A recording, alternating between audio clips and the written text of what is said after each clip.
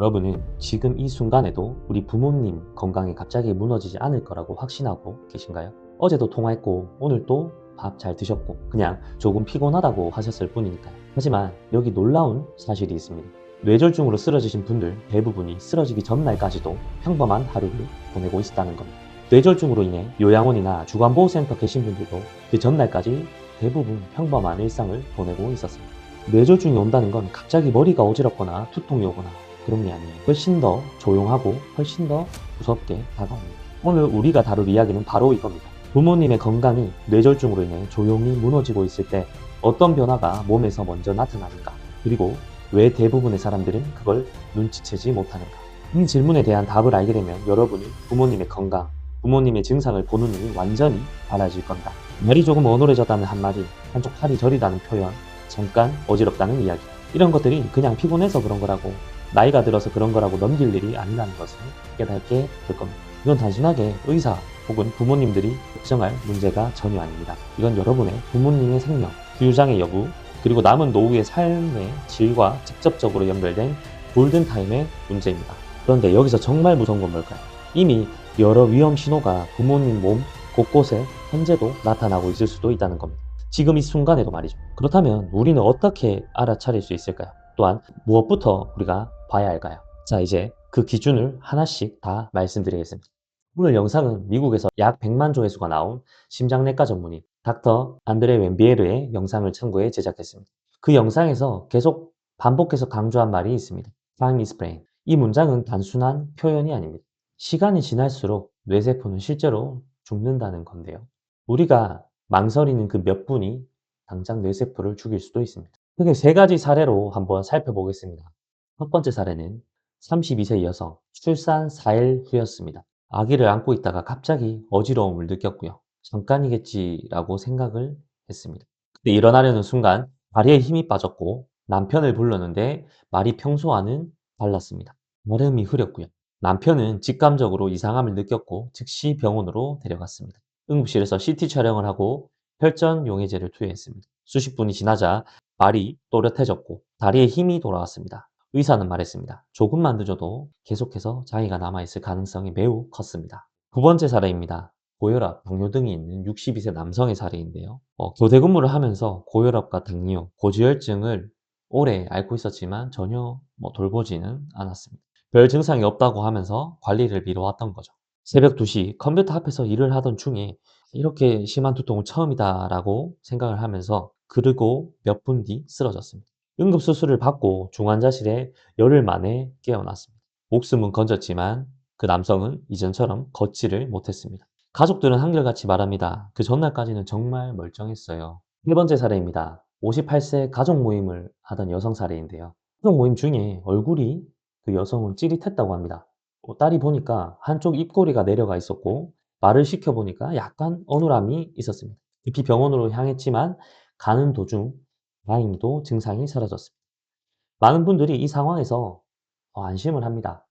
괜찮아졌네. 뭐 단순하게 스트레스성 증상인가 보다라고 넘어가지만 계속 그 느낌이 남아있어서 MRI 검사하고 경과를 관찰하고 입원을 했습니다. 하지만 이 증상은 일과성 허열 발작, 즉 뇌졸중의 전조 증상이자 미니 뇌졸중이라고 불리는 일시적으로 현관이 막혔다가 다시 뚫린 상태입니다. MRI에서는 이상이 보이진 않을 수 있습니다. 그러나 이거는 몸이 보내는 정말 강력한 경고입니다.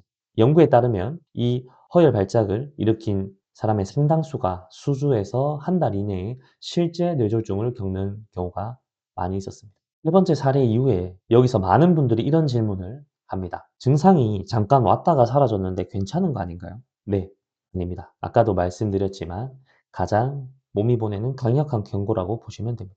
여기서 가장 큰 착각이 증상이 사라졌다고 끝난 게 아닙니다. 잠깐 왔다가 사라지는 증상은 오히려 몸이 보내는 경고 신호고요. 근데 여기서 또 이런 반론이 나올 수 있습니다.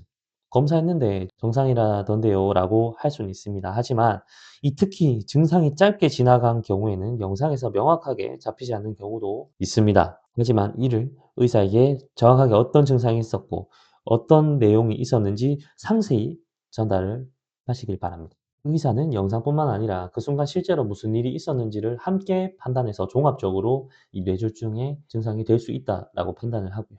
그리고 또 한 가지 위험한 또 선택이 있습니다. 약 먹고 지켜보면 되지 않을까요? 단순 두통이라고 생각하고 진통제나 아스피린을 계속 복용하는 경우도 심심치 않게 있다고 합니다. 하지만 뇌졸중이 출혈성인 경우에 일부 약물은 상황을 더욱더 악화시킬 수 있습니다. 약 먹고 기다려보자. 그냥 단순하게 귀찮고 바빠서 라는 이유로 약 먹고 기다리는 이런 선택이 평생의 후유장애로 이어질 수 있습니다. 즉, 앞으로 현재처럼 걷지 못하고 현재처럼 말하지 못할 수 있다는 거죠. 절대 집에서 해결하려고 하면은 절대 안 됩니다. 그 즉시 반드시 전문의와 상담을 하시고요. 또한 뭔가 상태가 심각하다고 느껴진다면 즉시 119에 신고를 해서 보건 상담을 받아보시기를 적극 추천드립니다. 그렇다면 우리는 무엇을 봐야 할까요? 여기서 또 많은 분들이 헷갈립니다. 저는 원래 어지럼증이 있어요. 두통은 자주 있어 왔어요. 이 팔저림이 목 디스크 때문에 저리다고 하던데요. 라고 하는 분들이 많이 있습니다. 모두 맞는 말입니다. 하지만 이 뇌졸중이 모든 어지럼증, 두통, 저림이 뇌졸중은 아니죠. 하지만 뇌졸중에는 공통점이 있습니다. 갑자기 평소와 다르게 한쪽으로 늘 있던 어지러움이 아니라 저림 증상도 한쪽만 유독 힘이 빠지는 경우. 이 평소와는 다름을 느끼는 본인 또는 가족분들이 그걸 느낄 수 있습니다. 표정이라든지 팔, 그리고 어지럼증도 한쪽으로 치우치는 경우가 느껴진다면 이 차이를 반드시 기억하셔야 합니다. 여기서 전 세계적으로 가장 널리 쓰이는 기준이 있습니다. 이 기준을 파악한다면 분명 우리 가족 부모님을 지켜내실 수 있을 거고요. 즉, B패스트라는 건데요.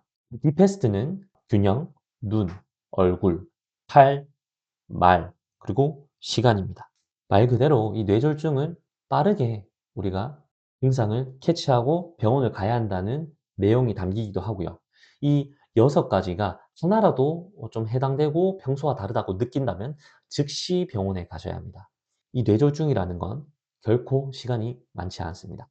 이 비패스트를 기준으로 하나라도 해당이 되는지 우리 가족들, 우리 부모님을 상세하게 확인해 보시기 바랍니다. 결코 119를 불렀다고 괜히 부른 게 아닙니다. 늦게 부른 게 평생 후회를 남길 수 있습니다. 뇌는 혈액 공급이 끊기면 1분마다 수백만 개의 신경세포가 손상된다고 합니다. 산소가 끊기면 그 손상은 대부분 되돌릴 수 없죠. 그래서 시간이 지날수록 말하는 능력, 걷는 능력, 기억하는 능력, 심지어 가족을 알아보는 능력까지 잃을 수 있습니다. 또 이런 말씀도 있습니다. 병원 가면 뭐가 달라지나요? 어차피 뇌졸중이면 정말 심각한 상태가 아닐까요? 근데 병원에 가신다면, 그리고 제때 가신다면 상당 부분이 회복이 가능합니다. 혈전 용해제 치료, 막힌 혈관을 직접 뚫는 시술, 골든타임 내에 치료를 한다면 기능을 상당 부분 회복할 수 있어야 되고요. 하지만 딱 하나의 조건, 빨리 가야 합니다. 마지막으로 한 가지 더 말씀을 드린다면 고혈압, 당뇨, 고지혈증이 있어도 증상이 없으면 괜찮다고 생각하실 수 있습니다. 근데 이게 가장 위험한 말입니다. 혈관은 조용히 망가지다가 어느 날 갑자기 막히거나 터지고요.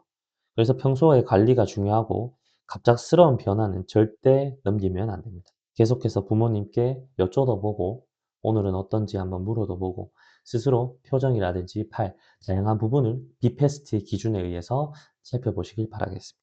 부모님이 갑자기 말씀이 어눌해졌거나 한쪽 팔이 힘이 빠졌다, 얼굴이 살짝 삐뚤어진 것 같다, 갑자기 균형을 못 잡으신다, 시야가 흐려진다 등등 그 순간 설마라는 생각조차 하지 마십시오.